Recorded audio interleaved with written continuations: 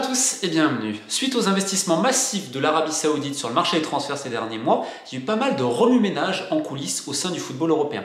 Et c'est assez ironique en fait, puisque notamment en Première Ligue, on a des clubs, des médias, des anciens joueurs, enfin bref, une partie du microcosme du football anglais qui s'offusque de cet exode dans le golf en expliquant que cela marquerait une rupture avec le football moderne et l'esprit du beautiful game. En gros, on privilégie totalement l'argent au détriment du sportif.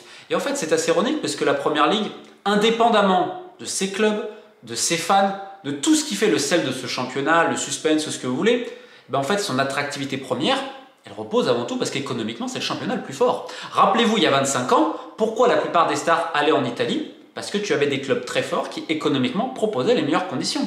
Rappelez-vous même au tournant des années 2010, l'attractivité incroyable de la Liga, de par ces deux monstres, et le duel un petit peu Barça-Madrid, Messi-Ronaldo, tout ce que vous voulez, qui avait également permis à la Liga d'avoir une meilleure attractivité. Alors on va quand même nuancer puisque c'est quand même deux monstres financiers, Barça-Real, plus en effet il y a le poids de l'histoire, certains qui en sont fans et tout, mais tu as très rarement des choix faits par passion.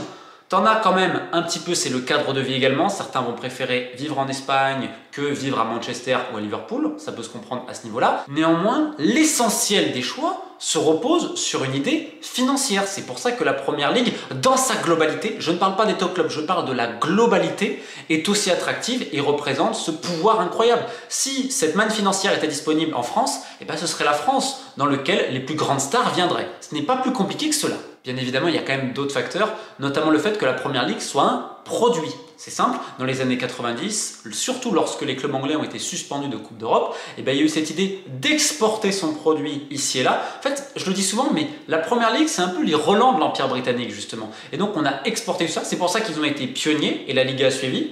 C'est pour ça que la Première Ligue et la Liga sont aussi les championnats les plus diffusés ici et là. C'est parce qu'ils ont été pionniers et qu'ils ont eu quand même quelques mastodontes et des locomotives pour tenir cela.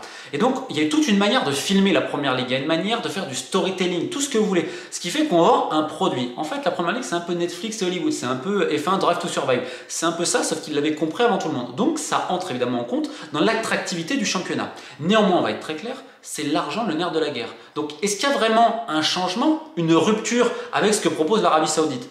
Pas tellement en fait. Ils suivent tout simplement ce qui s'est fait depuis des décennies dans le football européen et mondial en général.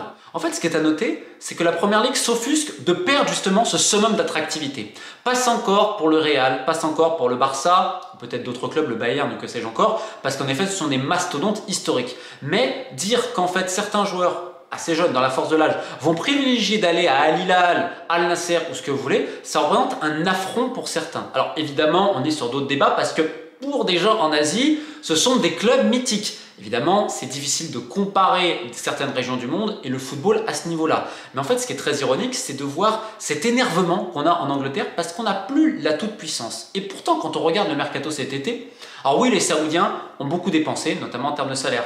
Mais en termes de transfert, la Première Ligue est évidemment devant, mais de très très loin, notamment dans les transferts intra-anglais. Regardez la saga d'ailleurs liée à Caicedo. Et donc en fait, ce pouvoir qu'ils ont, ils l'exercent sur l'ensemble du football mondial. Regardez la Liga par exemple. Alors financièrement, c'est vrai que maintenant on essaye de dire aux clubs de ne pas dépenser ce qu'ils n'ont pas et tout, mais en fait les clubs ont du mal à être attractifs sur le marché des transferts et ont besoin de liquidité. Tu as des clubs comme Séville, c'est un peu la grande braderie. Même Villarreal, qu'importe les parcours en Europe, c'est un club qui reste vendeur dans son ADN.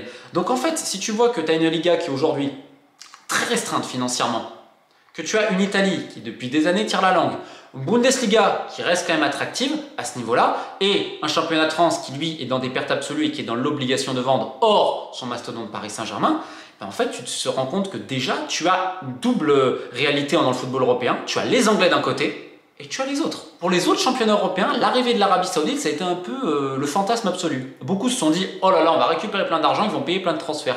Sauf que c'est pas la logique. Dans l'idée en Arabie, c'est de payer le moins possible de transferts et en fait derrière, ça va être un peu plus de salaire, un peu de prime à la signature.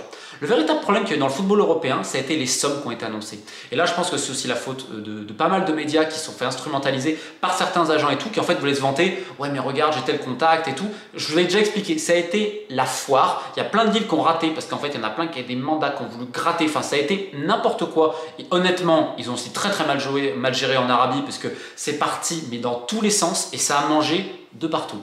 Problème, les sommes qui ont été annoncées au début. Ouais, Benzema, 200 millions. C'était fake. Donc en fait, ça a inciter les autres à se dire « Mais attends, Benzema il prend 200, moi je vais prendre 150 ». Non, Benzema il prend pas 200 millions. Je crois que c'est à peu près 30 par an salaire, plus peut-être il y a d'autres choses, etc. C'est tout. Alors, ça c'est tout, c'est déjà énorme. Mais tout ça pour dire qu'en fait, les salaires étaient bien moins de ce qui était annoncé, ce qui fait qu'il y a pas mal de négociations qui ont avorté. Par exemple, Lukaku qui pensait réclamer des sommes similaires à ce qu'il pouvait entendre ici et là. Et pour les clubs, en fait, ça a été la même chose. Les clubs se sont dit, mais super, on va les braquer. Les Saoudiens, ils ont plus une logique à la turque, hein. C'est-à-dire que s'ils peuvent ne pas payer de transfert, ils préfèrent. Et là, quand j'entends d'ailleurs la somme qui a été payée pour Neymar, je rigole. Tu vois quand même que c'est un habit de communication. Al Hilal n'a jamais payer cette somme-là. Mais bon, encore une fois, il faut montrer qu'on est fort. Donc en fait, pour la plupart des clubs européens, ils se sont dit, voilà, on va essayer de faire de l'argent. Ils se sont rendus compte qu'à part des joueurs en pleine force de l'âge, type Ruben Neves, Wolverhampton, type Jota du Celtic, et encore, je crois que c'est 15-20, c'est pas non plus une indemnité colossale, et bien en fait, il n'y a pas vraiment d'indemnité de transfert. C'est plus en fait en salaire où la différence va se noter. Donc comment se positionner vis-à-vis de ça? On a des clubs qui ont essayé d'explorer les filières en essayant de contacter certains agents qui avaient des contacts en Arabie afin de dégraisser certains gros salaires. On le répète depuis longtemps, ok c'est bien de faire des transferts, mais aujourd'hui la priorité des clubs c'est de dégraisser les effectifs et notamment en masse salariale. Prenez l'exemple de Lyon. Alors on a entendu mais non les Saoudiens veulent nos meilleurs joueurs etc. et tout. Mais à Lyon, si on pouvait mettre Lovren dans la charrette en Arabie Saoudite et se délester d'un gros salaire, on aurait été très content de le faire. Et il y a plein d'équipes qui ont essayé de faire ça. Sauf que il y a quand même une limite de joueurs étrangers en Arabie Saoudite. Alors attention, l'année prochaine, ça risque de changer. On le dit de plus en plus dans les médias saoudiens qu'on ferait aucune limite l'année prochaine. C'est pour ça que ce que vous avez vu cet été, et on le répète depuis des années, il y a la playlist sur la chaîne, vous pouvez voir l'évolution des investissements dans le sport saoudien. Ça a vocation à croître encore l'été prochain. Ce qui interroge beaucoup de clubs sur qu'est-ce qu'on va faire. On a déjà une première ligue qui est délirante. Au moins la première ligue, elle te donne des rentrées d'argent et du cash avec de très gros transferts, même si tu as aussi pas mal de transferts intra-anglais. Mais quand la première ligue va acheter un joueur en France, en Belgique ou ce que vous voulez, même des clubs de D2 anglaise, ça permet aux clubs de respirer et ensuite de faire leur mercato. On l'avait expliqué, c'est une pyramide, c'est un ruissellement. La première ligue, les Anglais vont donner sur les clubs intermédiaires qui vont ensuite répercuter ici et là. Et en fait, c'est tout un système qui est un peu en train d'être bouleversé. Vis-à-vis des joueurs maintenant, alors quand Ronaldo y est allé, bon, mais en fait, Benzema, Mané, Mahrez, enfin bref, vous savez, Savic, Neves, le fait qu'il y ait des joueurs comme Fofana, on va dire des joueurs qui auraient pu prétendre encore à de très bons clubs, qui sont dans la force de l'âge, ça a fait changer beaucoup de perspectives et plein se disent ok, on va ouvrir la porte pour les années prochaines. Et en fait, tout le monde se dit ok, c'est l'Eldorado, mais on voit qu'ils veulent construire quelque chose. Alors on l'a déjà expliqué, peut-être trop grand, trop vite. Et maintenant vient l'idée de dire ok, peut-être l'Arabie Saoudite, des clubs vont disputer la Ligue des Champions et tout. Alors là, on va se retrouver dans une bataille diplomatique intéressante puisque l'UEFA est sous énorme influence du Qatar. Vous savez que la FIFA aujourd'hui est plus sous influence saoudienne. Donc à ce niveau-là, ça va être très intéressant de voir ce que va faire l'UEFA, sachant que dans le même temps, on a une réforme des compétitions au niveau asiatique, il y a une nouvelle compétition internationale qui va se lancer et on a surtout cette idée de faire une Ligue des champions d'élite à seulement 24 équipes.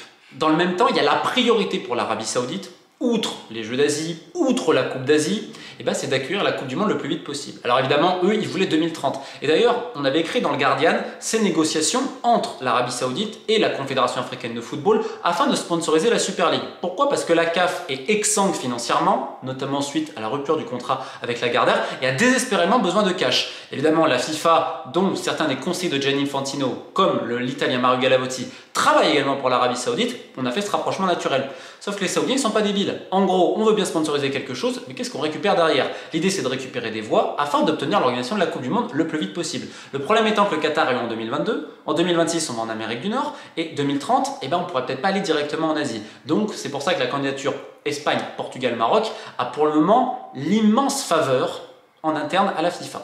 Sauf qu'on a 2034 et les Saoudiens veulent absolument l'organiser le plus vite possible. C'est pourquoi la fédération continue de faire sa mission diplomatique et de lobbying à travers le monde. Et récemment, les Saoudiens viennent de signer un partenariat avec la Confédération Océanique. C'est potentiellement 11 votes et ce qui leur permettra d'avoir 2034 et de l'assurer au plus vite.